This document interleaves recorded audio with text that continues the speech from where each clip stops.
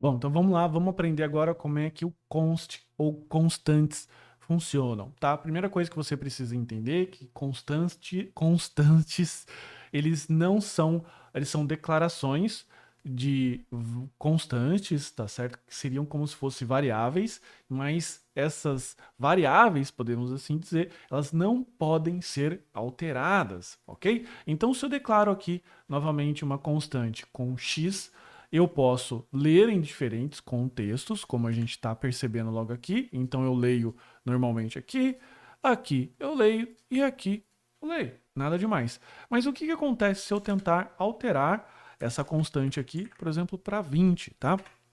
Ele fala que eu não consigo alterar o valor dela porque ela é uma constante e não uma variável.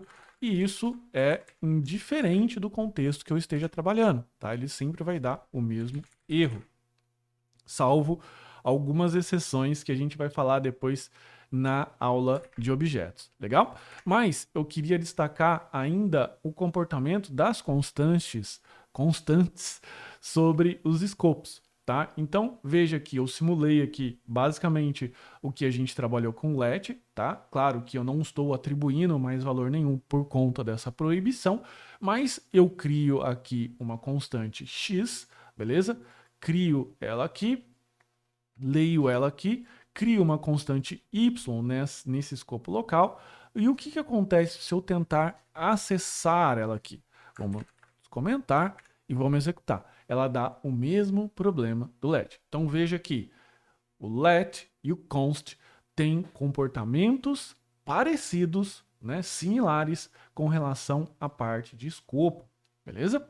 A parte então de como a gente trabalha dessa forma. Vamos só matar uma curiosidade. Vamos fazer o seguinte, ó.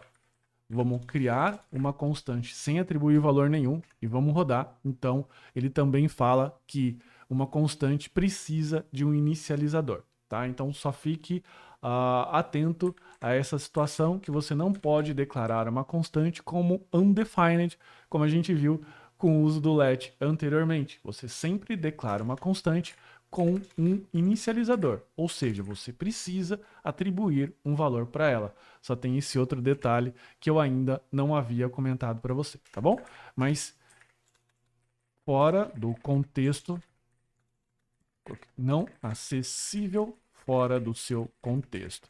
Beleza? Então só fica atento a isso daqui e fica atento que o fato da constante não poder alterar valores.